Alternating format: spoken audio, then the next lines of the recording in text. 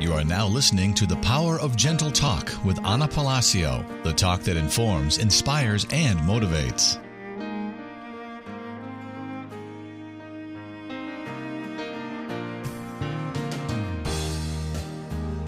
Good afternoon and welcome. My name is Anna Palacio, and this is The Power of Gentle Talk, aired every Saturday between 2 and 3 right here on WBZT 1230 and iHeartRadio. My guest today is Steve Maman. He is a Canadian Jewish businessman and the founder of CYCI. He has liberated more than 120, way more than 120 Christian Yazidi children from Iraq from sex slavery. He was in our he was in our studios via Skype as well back in January, and he was here locally in West Palm Beach, creating the awareness in a program called Voices for Humanity. Welcome, Steve Maman. How are you?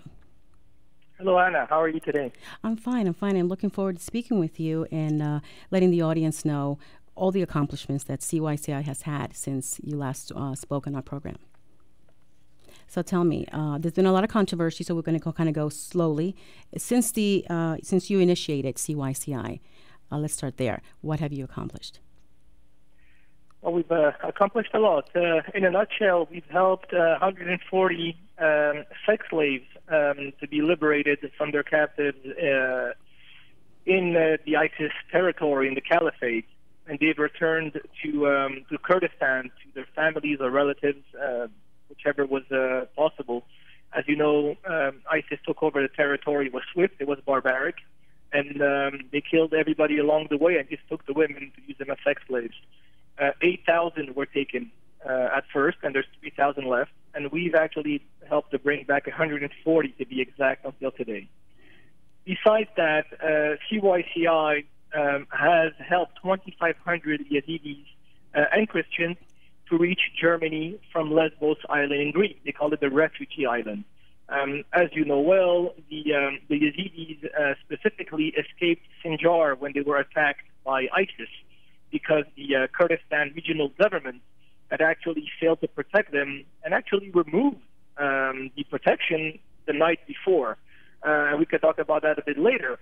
But 2,500 of these people that have actually escaped ISIS, we've helped to get to Germany, which is where they really wanted to reach.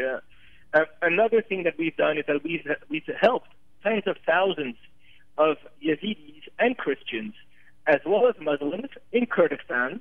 And when I mean help, we've distributed food, we've distributed financial assistance, heaters for the winter, kerosene heaters. We've distributed clothing, jackets, boots, shoes, etc. So we've done quite a lot with CYCI. And I definitely have been an eyewitness to that, because you were so kind to extend an invitation, and I visited Lesbos, Greece, the island of Lesbos, and I definitely will give my impressions towards the end of our interview. But I want to go back to the attacks with the young girls in Iraq, the Yazidi girls. You've liberated some. Has that stopped? Is it on hold, or you couldn't pursue it any longer? What happened there? What's happening exactly is that because ISIS has been attacked by the United States, by the Russian forces, by the Iraqi forces, by the Kurdish forces, by so many people around the Caliphate that are trying to take the territory back, and we've seen recently that ISIS has lost a lot of this territory that had taken over. Ramadi, a part of Mosul, etc. So they're getting attacked from all around. Obviously, their only bargaining chip is the Yazidi girls, the human beings that they would want to trade in order to be able to have some kind of way out. Okay, Steve, so my question to you is, why have you stopped liberating the girls? It seems like is it on hold? Well, it's not on hold. As you can see in the media, the ISIS territory is shrinking day by day. They're being attacked by the United States, by Russia, by Iraq, by the Kurdish forces, the Peshmerga, and by Hezbollah on the other side. So obviously, with the territory shrinking, our teams are based out of Kurdistan. The distance between us and where the girls used to be is starting to become important. And for us to be able to get these girls back or these women back, we can't go deep inside Syria. We don't have the contacts deep inside Syria. We used to be able to work in the Iraqi territory, which was Mosul. Mosul was a place that was obviously the second largest city of Iraq, and we had the contacts in there. But Mosul is under big stress now with ISIS in it from all the countries attacking. Therefore, they have taken the girls back. And there's reports from last week all over the media where they said that they've retreated the girls back to Raqqa, Syria. I mean, nobody can go to Raqqa to get the girls out. It's impossible. Raqqa, Syria is the headquarters of ISIS. And CYCI ain't going there. Okay, all right. So that being said, I know there's been a lot of controversy, and I know there's a lot of people helping different refugees. Your focus is the Yazidis. I would like you to explain to me what role does Amar Foundation play, and what has been the controversy there? Amar Foundation, they're an organization that is out of the UK. The Baroness Emma Nicholson, she heads that foundation. It has an office in America and as well in Iraq. The focus of Amar Foundation, from what I understand, is that they try to assist the people in Iraq or Kurdistan that have gone through any kind of suffering. There's been some controversy, yes, recently with Amar Foundation, and it's in relation to a specific girl that was liberated from ISIS territory. She was a sex slave. Her name is Nehad Berekat Amar Foundation. She's a teenager that was taken in 2014. Sad to say, but she was obviously sold as a sex slave, and she fell pregnant. She knew that obviously she was going to give birth to an ISIS child. That's how she says it. And it was a problem for her. Obviously, she was a teenage girl from Kurdistan, and she tried to lose that child during the pregnancy. She tried everything. It didn't work out. I don't need to go into details. And she gave birth to that child, and obviously she had to. It's her child. It was very difficult for her. The first husband died in battle, so then she was married off to another one. So she was married a few times to different men. And when she was rescued, the child couldn't come out with her. We could only get her out. The negotiations happened in a way that whoever had the child would not return the child, obviously.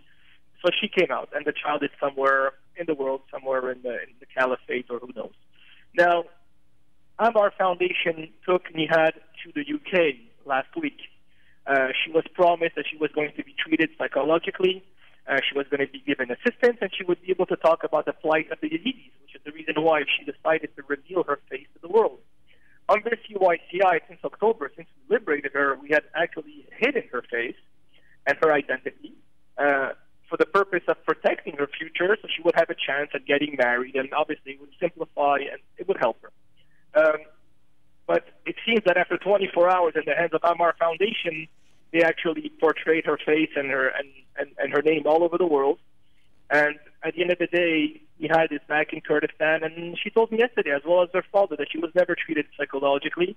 She was never given any kind of assistance, and she was never given a chance to talk to the media about the plight of Yazidis. And every time she mentioned CYCI or Steve Maman having liberated her, it was cut out of the interviews with BBC and with the other media outlets of the UK. So she came home, and she's very down. She said that she showed her face to the world for no reason, and she said she was abused by the Amar Foundation, sadly. Well, and that's what I wanted to clarify, because there's been a lot of confusion. Of course, since then, there's been articles that have come out, correcting the the mishap. But I guess it was done intentionally to get credit for it. Obviously, you were the one that liberated her, you and your organization, CYCI. Now, since we've learned all this about Nehad, is she getting any medical attention now? Is she getting any type of psychological assistance? The the discussion with the families was that she was going to go and help Amar raise awareness about the plight of Yazidis, but that didn't happen. And she wasn't treated at all. So she's back home. Actually, she's in worse shape than before she left, because before she left, she was hurting, obviously, and nobody knew her story. But now it's worse. Everybody knows her face and her story, and she's still untreated. She has two things to be treated for right now: humiliation, the world knowing that she was raped, and the fact that not many men are going to want to associate with her in the future. That could be a problem and a concern to her. But she said, I did all of this for no reason, for Amar Foundation, to raise money using my face and my name, whereas I didn't get anything back that I was promised. She's really, really depressed about it. Wow. That is a big problem. That is huge. And there's no hope that she can maybe get something down the road? Someone may assist her with this? I will tell you that from Canada, CYCI does not have the resources to provide that help to her, sadly. If she was given a chance by the United States or by Canada or by the UK to remain in one of those countries for a certain amount of time, obviously we could provide help to her. She's 16 years old. She could use all the help she can. I mean, she has a child that's not with her anymore. She was torn apart from that child. And she knows her child is for sure to become an ISIS terrorist eventually in the future. The child was born to the terrorist organization. Yes. It's very hard for her to live all of this. She has a lot to overcome or to does. Get treated for. Okay, well, let me ask you this. You were gracious enough to extend the invitation for me and a cameraman to follow you in Lesbos Island. And we observed the way you help the Yazidi refugees when they come from across from Turkey over to Lesbos. And it was quite an experience. I really, you fall in love with the Yazidi people, really, because they're very humble, they're very sweet. They really are. You can feel their energy. They're very gentle people. So thank you for that. But I want to ask you, you have like another new problem now, and I want to talk about it a little bit. You've liberated quite a few of them. They've gotten to Germany, but there's some that are now in Macedonia, and they're kind of stranded there. What's the fate there? What's going to happen with those people? And what do they need now? They're not in Macedonia. They're right at the border crossing, Idomenia, to enter Macedonia. So they're between Greece and Macedonia, right at the border. Okay. We saw on television last week the Macedonian forces firing tear gas into the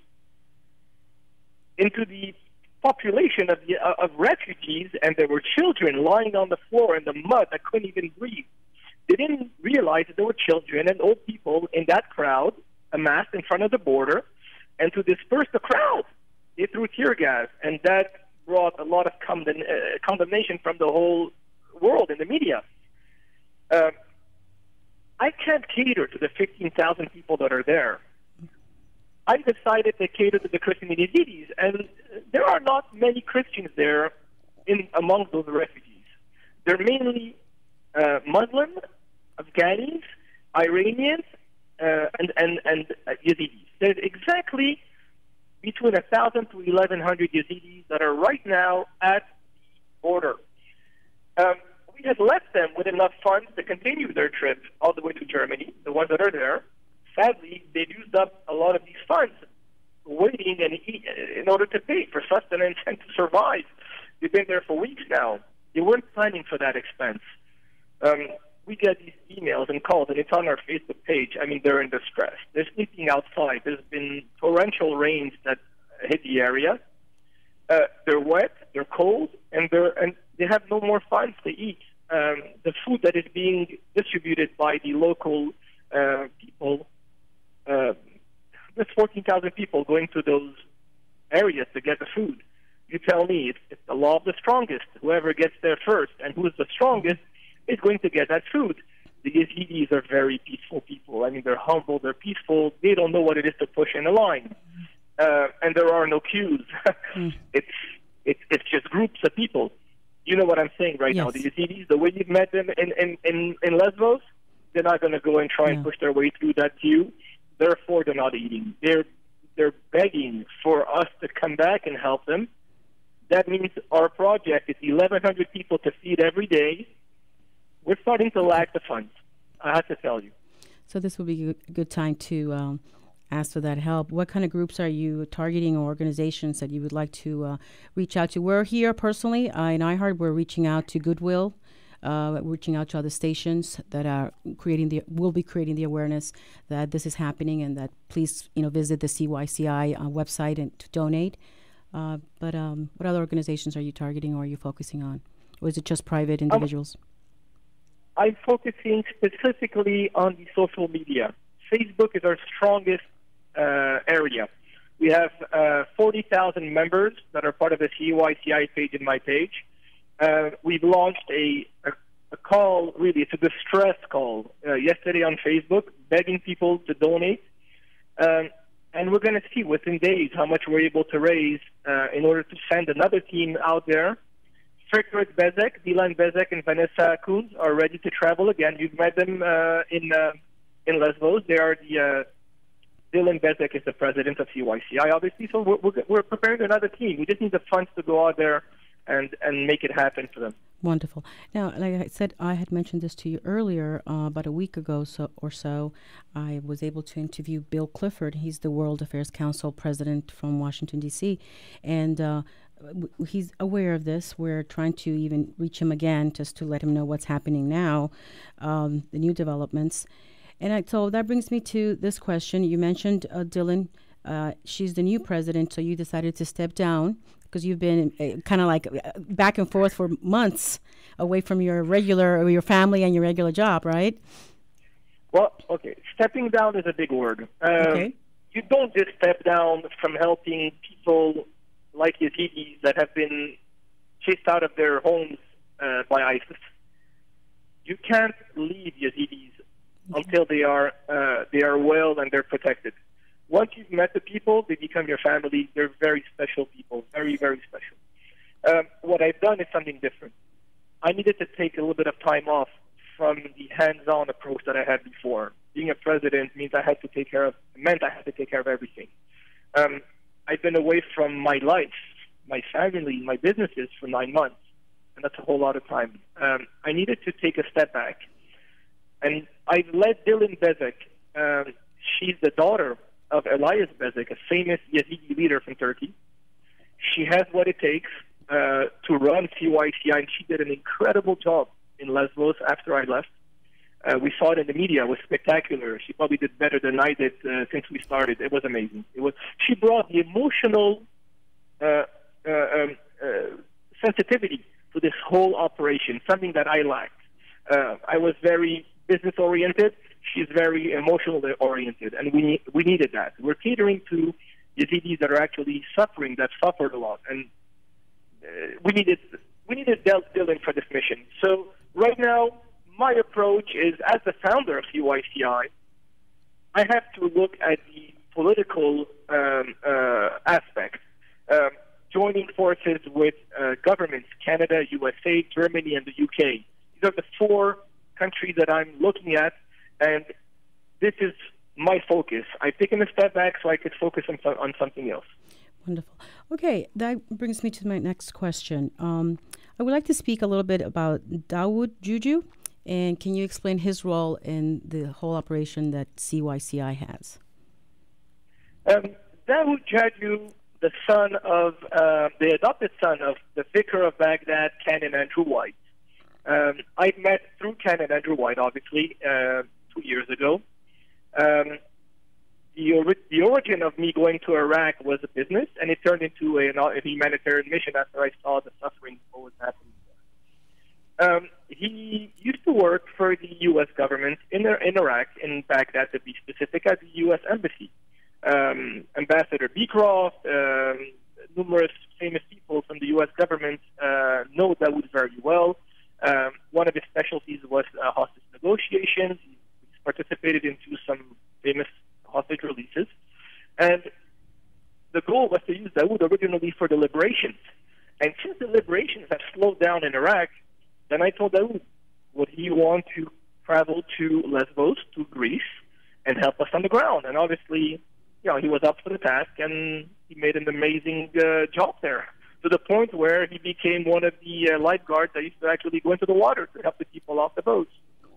Wonderful. And I know I got to see him in action, firsthand. So yeah, he's that never slept. I mean, he really he gives his whole life, heart and soul, to what he's doing, just like yourself and now Dylan. So I'm glad that you're just stepping away for a little bit and returning, because you're right. You just can't just leave these people there. They do become a family. And I was just there 3.5 days, and I feel like I miss them. I really do. We have about 4 minutes. I wanted to say, Anna, if you recall, when we came off the flight in our first transit area, which was Athens. Yes. Our flight was the next morning for Lesbos, and it was already late when we got there. I told you, I could drop you off at the hotel, but I'm headed to the port. I have hundreds of the Yazidis there that are actually waiting for me, and you decided to come with me with your camera. That's fine. Yeah, that was fine. No complaints. Yes, but you saw, we could work there 24 hours around the clock, and there's people that we need our help, and we won't be done helping them. That's how much work is required. CYCI alone can't do this task. We need a much greater team. We need some government involvement here to bring it to another level. The assistance that is required is huge. Yes, and that's what I hope that this interview and this YouTube, we can use it as an outreach to, reach these people and let them know that we really need the help, that you need the help, they need the help. We have about 3 minutes before we go to our next segment of 24 minutes that we have left. So I would like you to let people know where they can go to donate, and then we'll take a small break and we'll be back. Well, www.liberationiraq.com brings you to our website. There's a donate button that you could click on. There's different currencies you could donate on, as well as on our Facebook page, CYCI. The links are there. All of the work that we do is on the Facebook page. Or you could just mail a check, or you could wire transfer. There's numerous options. The goal is you got to connect to these words. No borders, no race, no religion. Once you agree to that and you believe in it, then there's 3 things that are left. You can act now, or you could remain a spectator to the horrors of what these are living. Thank you. Thank you very much. I also want to remind the audience that you could also go to my webpage, The Power of Gentle Talk. We have a link that links you into CYCI. Should you forget, or say if it's easier, you can also find a way to donate there. We're going to take a small break, and we'll be back in just a moment. You're tuned into WBZT 1230 and iHeartRadio. Welcome back. My name is Ana Palacio. You're tuned into WBZT 1230 and iHeartRadio. Today's guest is Steve Maman, and he's been talking to us about all the accomplishments that CYCI has had since they funded this organization. And they started by liberating the Christian Yazidi children of Iraq from ISIS. And literally, they're taking the girls and making them sexual slaves. When he had to stop liberating them from there, he continued his work by helping the refugees that have crossed over from Turkey, the Yazidi refugees that have crossed over from Turkey over to Lesbos, and has financed their way all the way to Germany, the ones that got there. At this moment, on our first half, you were explaining how there is another situation developing where they're kind of stranded right now, but we're trying to create the awareness again with this YouTube and this interview and in other means to get funding for them to get their food and be on their merry way, and hopefully they will reach a country that will accept them and will embrace them. On this second half, we want to kind of go back a little bit and ask you, Steve, what happened in Sinjar Mountain? Why didn't this Yazidi people defend themselves? What can you give us an explanation? That's a great question, I have to tell you. The Yazidi people, before August 4th, right around August 4th, 2014, there was a letter that was published by the KRG government that obligated all Yazidis to turn all their arms into the KRG government with the assurance that they would be protected by the KRG government. So Yazidis turned in all their arms. We knew that ISIS was, opposite Sinjar, and they relied on the KRG government, the Kurdistan regional government, which is a secondary government in Iraq that handles the north of Iraq, the Kurdistan area. And one would expect that once KRG sent 10,000 Peshmerga soldiers to protect the perimeter of Sinjar, They would remain there to protect them in the event of an attack.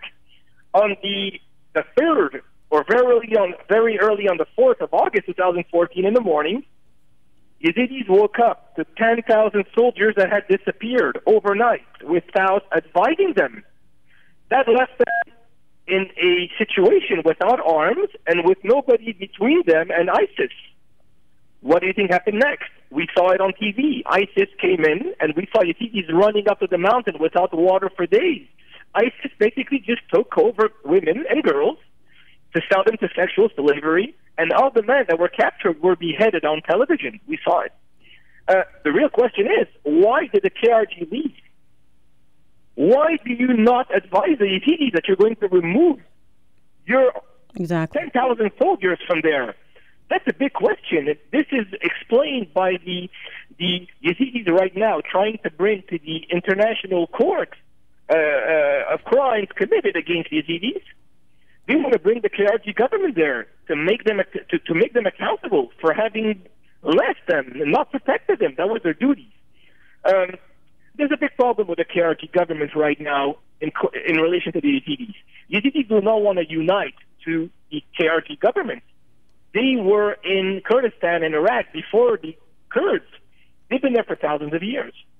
And since the Kurds have been responsible for numerous of the genocides that happened to the Yazidis, let's take note, there are their 74th genocide in their history as a people. And the Kurds have been responsible for numerous of those genocides. Therefore, they don't trust them. There's a lack of trust. And the Kurds need the Yazidis in the parliament to gain the majority. And the Yazidis do not want to unite to them. I think it was some kind of a punishment, what happened in Sinjar, basically. Wow. Well, thank you for that explanation. It brings me to Nehad. What role is now Nehad going to play that will be important to the world or to her people, the Yazidis? Nehad right now said, my face is public. People know my story. I have to use this pain that I'm going through for a purpose. The purpose is to raise awareness and to let the world know what she's gone through. She wants, and she's ready to testify in front of different governments, different world media, to tell her story out loud. She wants the world to know that girls her age have gone through sufferings which are impossible to understand. And this should help people push their governments to bring assistance to those innocents. I really hope so, and I hope that, she's had such a, like I said it in, I think, a little footnote that I posted for her. She's lived, hell on earth. I hope that this really turns out to be something where the light at the end of the tunnel, she will be able to get some kind of healing, and not only on a personal level, but what happened to her, and to bring the awareness that women are so valuable. And maybe that's why this, at times, you don't know why things happen, but her voice is going to be a very strong voice, and it needs to be heard, because I think she needs to, it's going to be a whole healing and education in a way for even maybe the same Yazidi people that, even this, that's so terrible that happened to her, she's still a very valuable person. She's still a human being.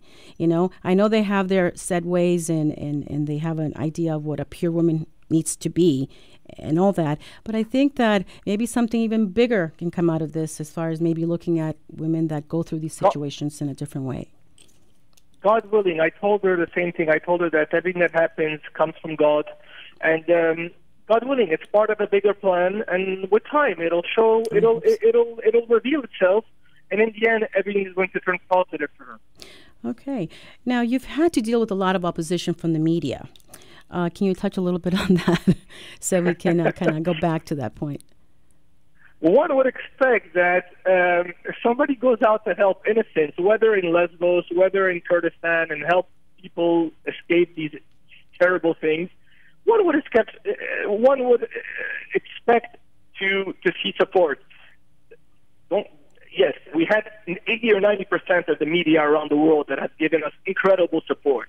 But there's that 10% of media that came after us, and I mean, there's one or two names that come to mind. Vice News, I mean, vicious. I mean, they word their name properly, I have to say. Rachel Brown has distorted the truth for the purpose of tearing down the mission of CYCI. Instead of helping us in the media, raise awareness, raise funds, help more people, she had done all in her power to tear us down. And I told her, aren't you worried to have blood of Yazidis on your hands because I couldn't help them because of you? And they're not worried. I mean, I'm surprised by certain journalists that instead of pushing the positive, they prefer to capitalize on the negative news and hoping to gather a crowd around negativity. It's sad and it's horrible. It's disgusting. I'm sorry to use these words, but that's how I feel.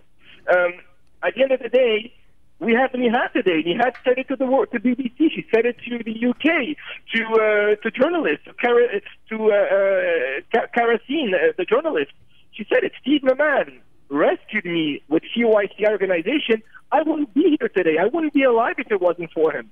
And what are they saying back to you once they're confronted with, hey, you didn't do this, he did? What's the reaction? Well, I think Karasine at first actually never mentioned my name. She actually cut out Nehad's testimony, and Nehad called me at night and said, Mr. Maman, I said your name, I swear. I said, don't worry, it's not a problem. You don't have to say my name. She said, but I did. Why did she cut your name out of the interview? I said, it's okay. I said, because she also cut raising the awareness for Yazidis. Why did she do that? I realized that the problem is maybe because I'm Jewish, and they do not want to glorify the action of Jews in the world, helping Yazidis and Christians and Muslims. I mean, you are a witness, Anna. Yes. You saw me helping Muslims and Christians and Yazidis in Lesbos, helping them the same. I mean, unconditionally. My heart was open to anybody who came to me, and you saw it, and everybody saw it around the world. But they do not want to portray a Jewish man. I mean, nothing I could do. I mean, the platform belongs to them. I can't control their platform. It's just sad to see what they do. Yeah, well, I want to take the opportunity at this moment to say that, yes, when I was there, 24 hours around the clock, I think we only stopped once to eat and to gather as a team. And that's it. We went to bed to get up again to go watch when the boats would come in, and it's nonstop. So when I tell you to feel comfortable, to feel free to go to the website, CYCI website, and donate, the money will be put to very good use, every penny of it. I was witness to what they were doing there, and I cannot say enough. You really have formed a good organization, and the volunteers are, I can't say any better for them because their souls and their hearts are so big. You have a great team. You have a great team there. Yes. There's one thing I'm very happy about is that while you were there there were people that actually told you that they had relatives that we had rescued from ISIS. There was a young girl that said, yes, you're the person on television, and you were next to me. I said, well, I'm just a regular person. I just happen to have been on TV. I'm not a celebrity. If you recall the discussion with that girl, I remember. I mean, everybody knew me from Kurdistan because people I rescued knew them, and so everybody knew the story. It wasn't news to them. They knew CYCI. They knew what we did. Sadly, a lot of the news around the world tried to take that away, but I'm happy that you were able to witness people that just walk up to me. You know? I witnessed it, and not only that I witnessed it, we have it on tape. We have that particular girl on tape, and we also have Murad from the camp over in Athens. We have several testimonies, so we are putting together that documentary for everybody to watch, and that particular girl is on one of the testimonials that we have for you. So, all right, well, let me continue here. Okay, well, you've worked with a lot of different countries. What is your expectation as far as maybe getting further assistance or help? We have to raise money now with countries. To do it on social media is good. Having people help us is great. We didn't have a whole lot of organizations that came up to us and brought us help other than an organization called The Family. They had made a substantial donation to us. That was the only organization that came forward and gave us help. I would appreciate seeing those organizations of Christians around the world and Muslims coming and helping us. There's enough track record out there to be able to trust us at this point. I need countries to get involved. They have much more budget for these type of assistance. Canada, USA, the UK, and France. maybe even Israel. I mean, they should get involved. They should contact us, and they need to get involved and help these people. I mean, we saw something happen in 1939 to 45. I'm sorry, I have to bring that up. No, go right ahead. We had Jews that escaped camps, whether it was Auschwitz or Birkenau or which other concentration camps.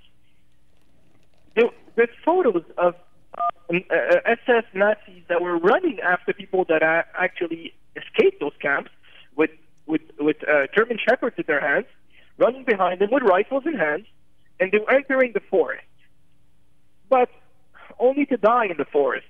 They escaped the ovens, but they died in the forest. But they died of what? Not of a bullet. They died of hunger and of cold. So we have the same thing happening again. Yazidis were pursued by ISIS, very, very much similar to the Nazis with what they've done. I'm a Jew, and I can tell you that. Beheading people, burning them, with fuel, burning people in front of their families, just to inflict pain, emotional pain, and then raping them and selling them. I mean, this is Nazi-like. They've escaped. These barbaric radicals, they're dying in the sea between Turkey and Lesbos. We're not helping them there. We're able to help them from Lesbos to Macedonia, but now they're stuck in Macedonia. They're sick, they're not eating, they're sleeping under the rain, and it's torrential rain, and it's very cold out there. Do you have any of your volunteers out there yet? Do you have any of your volunteers? Yes, we have two, and we're sending a team now. So they're there now. Again, no assistance is brought to them. Again, it's only CYCI that's there. I need countries to help me to get involved. I mean, at this point, the politicians, everybody needs to get involved. I need the help. Thank you very much. Well, let me ask you this. If you don't get the funding, what's going to happen? If you don't fundraise enough? I'm going to have to put as much as I can out of my own pocket, which is exactly what I did in the beginning of CYCI. But how much am I going to last? Not a whole lot of time. Yeah. They're not going to eat. They're not going to be able to get to Germany. They're not going to be able to leave Lesbos. They're not going to be able to be assisted in Kurdistan. It's going to have to stop. I mean, that's a fact. I mean, if there's no money, there's no assistance. That's it. It's a sad truth, yes. Well, I think we've covered quite a bit. Is there something that maybe I have forgotten to ask you or that you'd like to mention before we end our interview today? I can't say it enough. 6 million Jews died because the world did not react, whether it was in the camps or those that escaped the camps. There is a famous ship that left Germany, that left Europe, full of people that had escaped the camps in the Nazi time. They got to Canada. Canadians turned them back. And the phrase was, if I recall it properly, it was, one is too many. It was published. One is too many. Then they proceeded to New York and then to Florida, only to be turned down by the U.S. government. Then they went to Cuba. That famous ship actually got turned away again. Where did they go? It went back to Europe.